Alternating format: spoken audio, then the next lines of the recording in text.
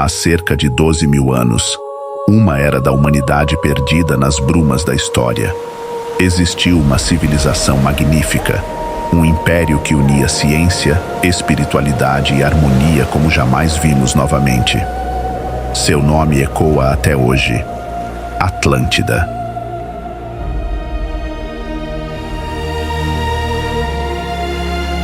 Muitos a consideram apenas uma lenda, um mito repetido por filósofos como Platão.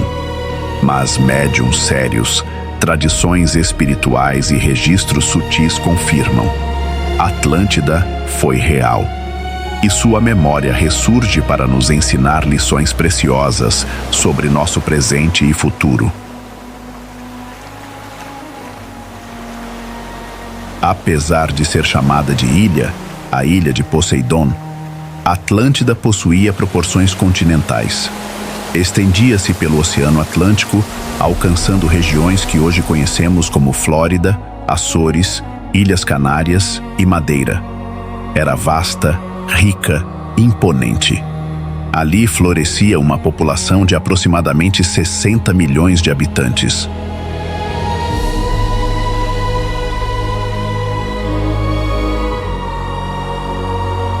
Mas não se tratava de uma humanidade comum.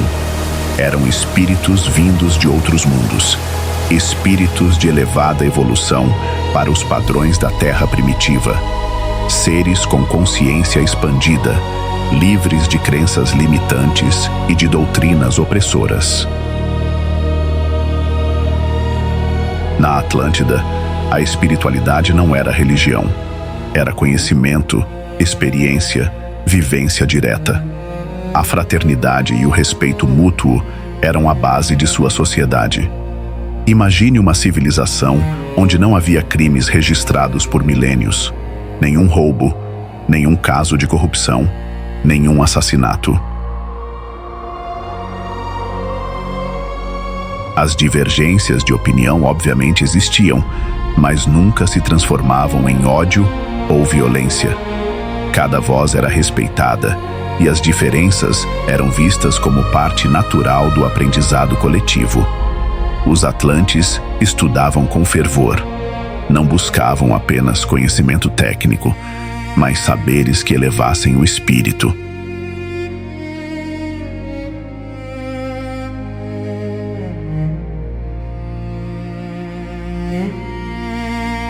Colocavam cada descoberta em prática, expandindo sua consciência e agindo como verdadeiros adultos espirituais. Enquanto isso, o restante do planeta ainda vivia na barbárie. Povos primitivos, espalhados por diferentes regiões, mal tinham condições de compreender a grandiosidade daquela sociedade.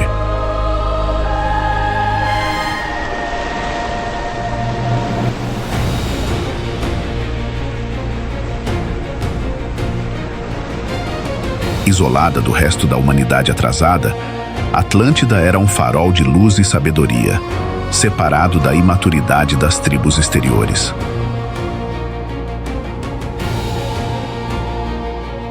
O povo atlante dominava forças que hoje mal começamos a imaginar. A mais famosa era a misteriosa energia Vril.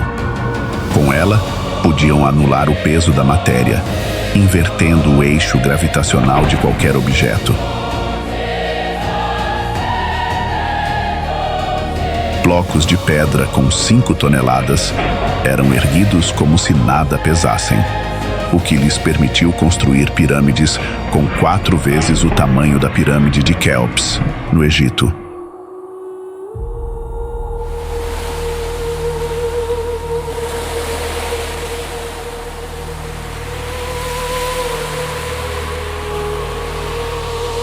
Graças a esta mesma forma de energia, seus veículos podiam flutuar, deslizando sem atrito. Era uma tecnologia limpa, silenciosa e harmoniosa com a natureza.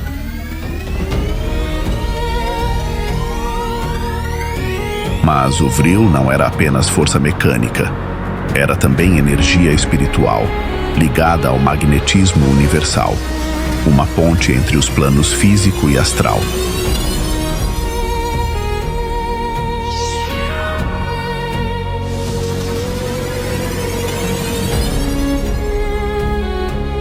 Os Atlantes também se comunicavam com o mundo espiritual de forma natural. Abrindo telas fluídicas, conversavam com seus entes falecidos, desencarnados em outra dimensão.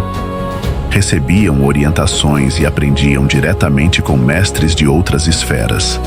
Algo que, segundo os espíritos, voltará a acontecer na Terra, quando estivermos prontos para lidar com tamanha dádiva.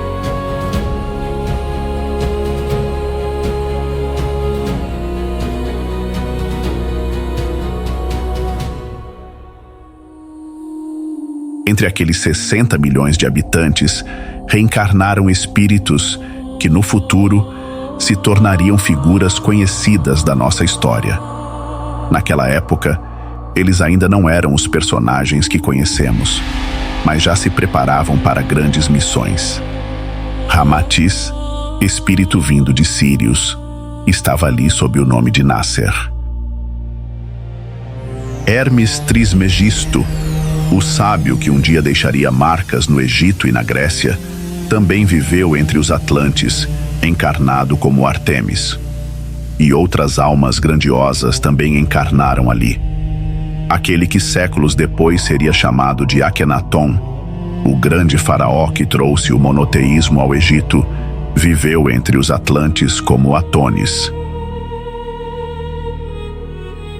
A sua esposa, que conheceríamos um dia como Nefertiti, encarnou como a igualmente bela Christi. Mas nem tudo era perfeição. Mesmo em uma sociedade tão elevada, havia aqueles que não conseguiam lidar com tamanha liberdade. Um jovem Atlante, um espírito que havia sido exilado de Capela, muito rebelde e imaturo, usou a energia Vril de forma destrutiva. Cometeu um crime inconcebível. Assassinou 2 companheiros. O choque foi profundo. Com mais e mais espíritos atrasados encarnando ali, vindo exilados de mundos em transição planetária como Capela, era como se uma sombra esquecida tivesse retornado de repente, lembrando aquele povo que a evolução não apaga instantaneamente as paixões da alma. E foi nesse momento crítico que uma presença grandiosa se manifestou. Jesus, o grande Espírito, desceu até Atlântida. Sua missão não era punir ou condenar, mas orientar e relembrar aquele povo do caminho do amor. Ele reuniu os sacerdotes e mestres atlantes e lhes transmitiu uma lição que ecoaria através dos séculos. Deveriam receber esses novos irmãos que aqui chegavam, vindos de outros mundos mais atrasados, com paciência infinita.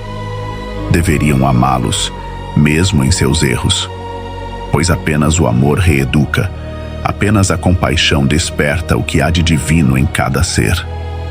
O grande mestre deixou claro que, mesmo em mundos avançados, sempre existiriam espíritos em processo de resgate, e que a verdadeira evolução não estava nas tecnologias ou nos poderes, mas na capacidade de amar.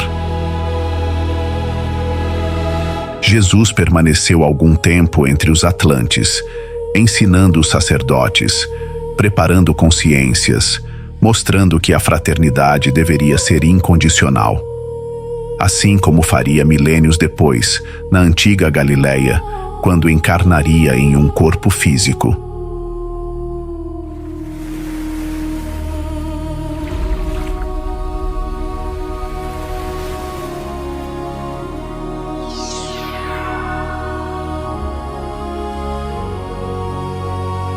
Mas, apesar dos avisos e ensinamentos de Jesus, com o passar do tempo, o orgulho e a vaidade começaram a infiltrar-se em parte da população. A busca pelo poder, pelo domínio, pelo controle das energias, desviou muitos de seu propósito espiritual. Atlântida, que fora exemplo de harmonia, começou a se fragmentar. A mesma energia que poderia libertar começou a ser usada para subjugar. E como sempre acontece quando a lei divina é violada, a consequência chegou. Há cerca de 12 mil anos, o grande continente começou a submergir nas águas do Atlântico. Templos, cidades, cristais gigantescos, tecnologias magníficas, tudo foi engolido pelo oceano. A queda da Atlântida não foi apenas uma catástrofe natural, foi um marco espiritual. Uma advertência para todas as civilizações futuras, inclusive a nossa.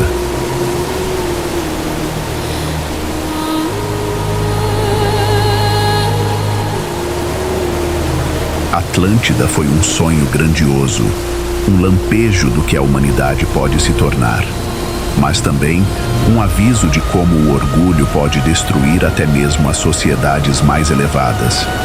A sua história espiritual não pertence ao passado, ela é um espelho para o nosso presente.